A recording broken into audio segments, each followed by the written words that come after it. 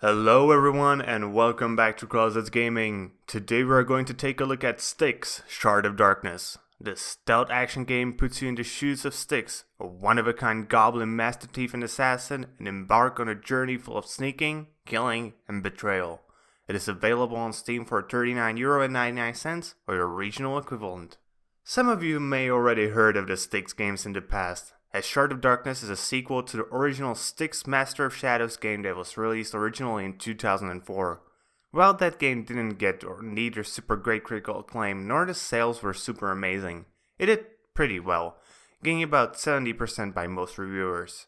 Sadly, or fortunately depending on how you look at it, I haven't played the original, so I can review this from an unbiased point of view. But anyways, let's get this review rolling. At its core, the new Styx game is a stealth action game based around finding a pad where nobody sees you, killing enemies without being noticed, and stealing everything valuable that isn't nailed to the ground. And Styx does have a few tricks up his sleeve to make all of these tasks easy. Let's start with the stealth system itself, as it is the main meat of the game. You'll be spending the vast majority of the game time sneaking around, trying to avoid combat because Styx really isn't one to fight his battles directly. The stealth system in Styx is in my opinion done amazingly well, as it is really simple at its very core, but it gets more and more complex the more of the other mechanics you stack on top of it, and to me, that seems like the perfect way to do it. But how exactly is the core done? By the line of sight. In most cases, you have to avoid enemies seeing you, and it's up to you whether you will achieve that by picking the path that goes above their heads, the one that involves you sliding into hiding spaces behind their back and waiting until they move away, or using the rest of the tools at your disposal to avoid being seen. And what exactly are the other tools you have available? Let's start by the equipment that Styx possesses and uses to get to the places he needs to be unseen. These items, like darts that can be used to kill unarmored enemies from a distance, glass bottles that you can throw to create distractions and lure guards away from the path you want to take, traps that dissolve enemies in acid, or even the most obvious thing, healing potions are all very useful and have their own place, but on the other hand, you can also go through the levels without using them if you want to play this purely on the base of your own stealth skills. The thing that I like the most about the items is that you can't just use them infinitely. That is because you can only carry a limited amount of each of them, more specifically 3 of each, at least until you get a talent that allows you to carry 5 of each. But on the other hand, you can actually use more of them during the course of a mission. How would you do that? Well, you craft them. But for that, you need to have the materials required. And if you want to use more of them, you need to explore the level because the materials are found around it. This is a very nice way to incentivize level exploration without being really forced into it. Other than the items at your disposal, you have a few magical abilities that you can. The first ability, the one you may know from the first exam, is creating a clone of yourself. You can use this clone to scout potentially dangerous places, lure enemies away from the real goal, and eventually even use it as a safeguard, where you respawn into it if you ever die. The second ability is invisibility. This is a new addition to Styx's arsenal, and probably my favorite thing in the whole game. Obviously, you can use invisibility to hide yourself or traverse places where you'd be seen if you weren't invisible. But you can't use it infinitely. You have a bar of essentially mana that is called amber here, and when it runs out, you turn visible again and get quickly attacked if you are back in hiding again. And lastly, there is the combat system of the game. In my opinion, the combat can be divided into 2 basic categories. Stealth combat, in which you have the upper hand, and combat when you're detected. That will more than often just be you running away, trying to find a place to hide. As I mentioned previously, Styx really isn't a fighter. Well, unless he has the element of surprise on his side. But now on to the details, and let's start with the combat in which Styx is strong, the stealth combat. Whenever you are close to an enemy's back without them noticing you, you have 2 options. A basic kill that is quick, but also loud, and will attract other enemies if they are within hearing range. And the second option you have is a muffled kill. This killing technique requires a bit of time to kill your foes, but it's also much more quieter and will most likely be your preferred way of dealing with enemies at places you'd much rather have to yourself to explore. Before I give details about the second part of the combat system, I should also mention that it is only available on the 2 lowest of the game's 4 difficulty levels, so if you want to experience it, you have to play on those. So, secondly, there is the combat you will be avoiding or even running from most of the time. Whenever Styx is detected, enemies will attack him, and here you have to do one thing: parry. Only after you parry an opponent's attack, you will have the opportunity to strike yourself. The issue is that most of the time, enemies won't be alone, and in those situations, it's a much better idea to run, hopefully finding a place where you can wait it out rather than fighting and most likely getting slaughtered. I personally have managed to defeat a maximum of 2 enemies attacking me at once, but even that was sparse, and most of the time I got killed very easily if I engaged more than 1 enemy at a time. That's it for the actual gameplay, but you also have a few other mechanics in game. The biggest and most impactful one is a talent system. These talents are divided into 5 categories. Stealth, in which you enhance your ability to be invisible and reduce the loudness of the sounds you make. Kill, where you get better at killing people. Alchemy, that grants you the ability to craft different items. Cloning, that makes your clone have much more potential use. And Perception, that will allow you to smell and hear the footsteps of your foes. Yeah, I know all of these are really obvious in what they do, but I had to say something about them. But obviously, these talents aren't available to you from the get-go. You first need to earn them. And the way you get them is through finishing the missions, and in each of them you can get a bit of extra by finishing the side objectives or going for the medals the game has on offer for you, either by finishing the mission in a timely manner, being merciful by not killing, or being a god of stealth and not being seen through the whole mission. The talent system then has one more mechanic. The final talent in each of the 5 categories requires a special item to unlock, a pure quartz, which is very nicely and hugely incorporated into the story. And in addition, the final talent provides you with an additional choice. There are also 2 options there, and you need to pick the one that is better for your own playstyle. Thus, there are a few other mechanics in game, but these are the big ones you will be seeing for the majority of your time. And I gotta say, I'm very impressed by all of them. Being stealthy is really one of my pet peeves in games, and Styx allows me to do that to an incredible degree. In addition, the fact that you are very much vulnerable makes you actually want to be stealthy.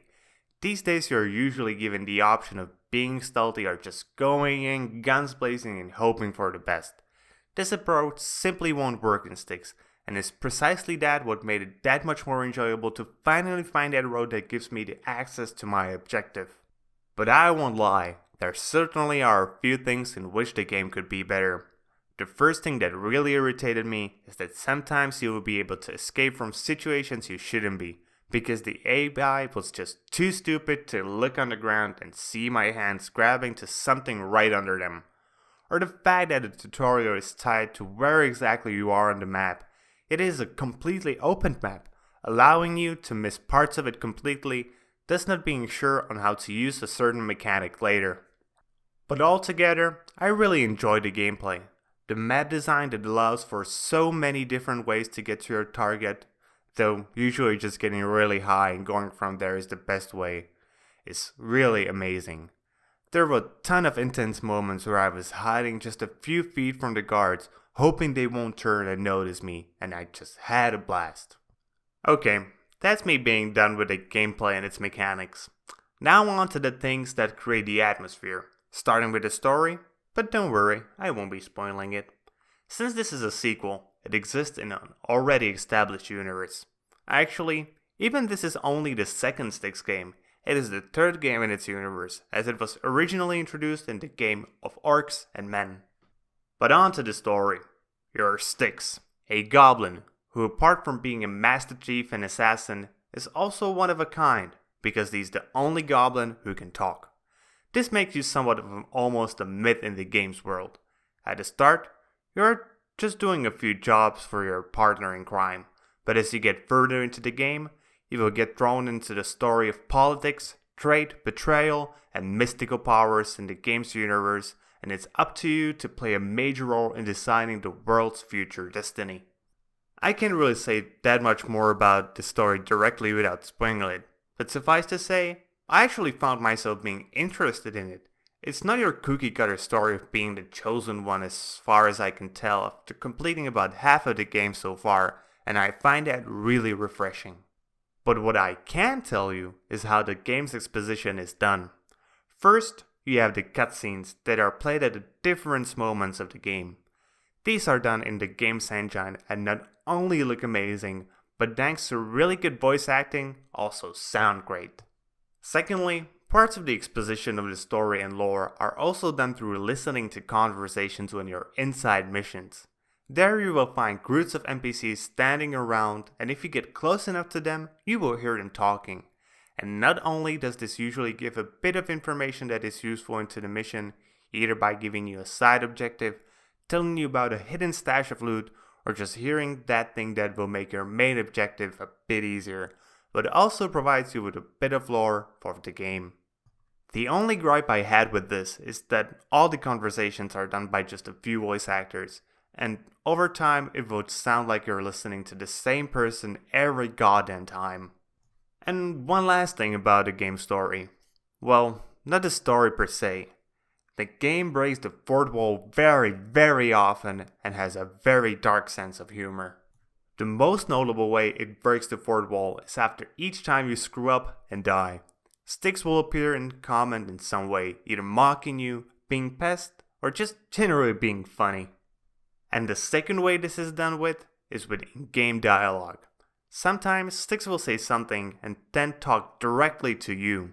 Like, for instance, there's this mission where you aren't allowed to get detected, otherwise the objective fails, and at the start of it, Styx says something along the line of, "This is one of those missions where if I get detected, everything is lost. Hear that? I can't be detected." Obviously talking directly to the player. I personally love fourth wall breaking, and thus I really enjoy this part of the game. Though I will admit, the fact that the lines in the death screen got really repetitive and thus a bit annoying is a fact, but they are also very easily skippable, though an option to switch them off completely should be in the options in my opinion. The second part, the dark humor, also connected with me very well. Being a jerk, making fun of dwarves' big noses, and the game even takes it up a notch, as the big noses allow the dwarves to smell you even if they don't see you, are all things I can certainly enjoy. Now on to the graphics of the game. As you can probably easily guess, the game is done in Unreal Engine 4, and it is pretty gorgeous. I mean seriously, while it doesn't really have a really distinct style, it takes the photorealistic approach and actually delivers on it. The textures are pretty nice and the movement of not only your character is fluid and looks pretty realistic when you take into consideration what they're doing, and that is really important in this genre, as wonky movements can easily take you out of immersion. But especially Styx's movement set is really well done, and I always felt like a total badass, even though you're literally the smallest humanoid in game, including the dwarves.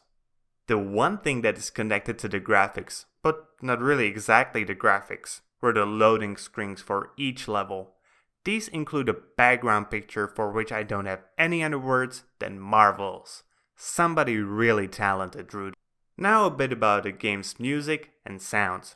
And this time, I will start with the sounds.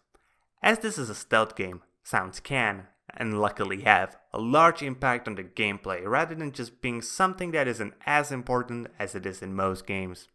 Having good sound cues and being attentive to them can make the experience feel that much more intense, and in a manner of speaking, easier, because it allows you to know when the enemies are close to you and from which direction they are coming. Well, if you do have surround sound. And they are pretty good. I've played this using my headphones that can simulate a 7.1 surround system, and I always knew from which direction the sound was coming, and the different sounds even allowed me to make an educated guess on what exactly is coming what way. And secondly, we have the music.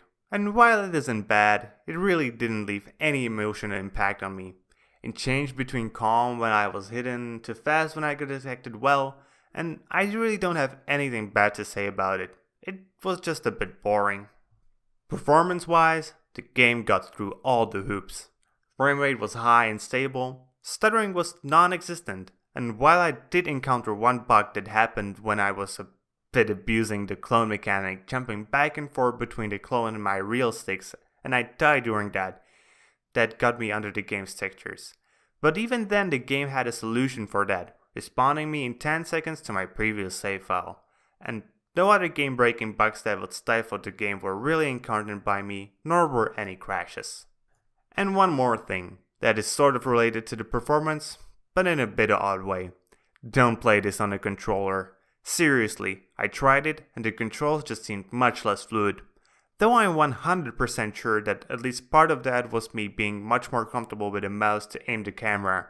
At least part of it was also the much more precise control of the movement that is available through the mouse.